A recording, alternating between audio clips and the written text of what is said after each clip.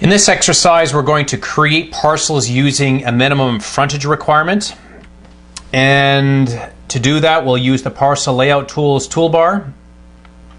So once again, on the Home tab of the ribbon, we're going to use the Parcel Creation Tools command to display the Parcel Layout Tools toolbar. And I'm going to expand my toolbar so I can see the parameters. So if we're going to do this based on minimum frontage, which is the first option here, I'm going to specify my minimum frontage to be 12 meters. And that's actually pretty small. Let's go 20 meters. A minimum area, well, I'm just going to put in a value of 1. So it's going to obviously meet that minimum area requirement and then size the parcel based on that frontage. The frontage at the offset is only going to be relevant if your frontage goes along an arc. But once again, what this does is it calculates the frontage distance at the offset location. So if I wanted to, I could set a setback of 6 or 8 meters here with the minimum width parameter. Doesn't really matter. I'm not going to use minimum width or minimum depth, and I'm not going to check for maximum depth here as well. So that parameter doesn't matter. But basically, what this frontage offset means is that the frontage length, in this case of 20 meters, is calculated at a setback of 8 meters from the actual frontage location. So that's a very common application. So we're going to now use the slide line create parameter. And when I execute that, we're going to be now prompted to select the site. To select the parcel style, we're going to use a single family parcel style. It's going to use the parcel number for the area label style. And we're going to not automatically add the segment labels because we'll do that afterwards. So now on the command line, I'm being prompted to select the parcel to be subdivided. So I'm just going to pick the parcel. Once again, whenever you're being prompted to select a parcel, pick the parcel area label style.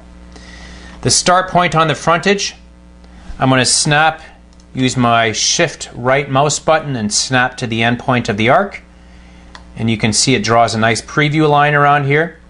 And the end point of the frontage is going to be at the end point of that arc. So there's my frontage line.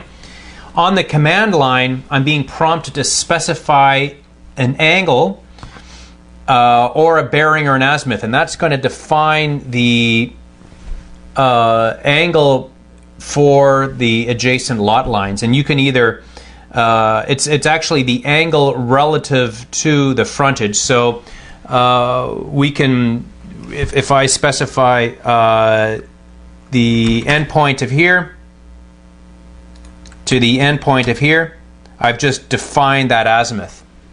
And there's that first parcel that's been created here. And you can see that for this example, because my frontage started along here, it used that 10-meter frontage along that arc. And the preview is giving me the option of whether or not I want to accept that result. And I'm going to say no. I don't want to accept that result. So basically what I'm going to do now is change my minimum area here to be 1,000 square meters, because that's for this first lot we want that to be 1,000 square meters because the minimum frontage option doesn't work. So now I'm going to specify the angle again, and we're going to snap between the endpoint here and the endpoint there to define that angle, and there, now that looks a little bit better. So I will accept that result. So there's 1,000 square meter lot. Now we're on to the next option here, the next lot, and this is because automatic mode is turned off. So now I want to go back to my 12-meter frontage. So I'm going to specify minimum area of 1 and then my minimum frontage of 12 meters. And you can see there's that lot being sized right there. So now we can accept that result. And now basically we can just go all the way through and you can see how it's accepting those results.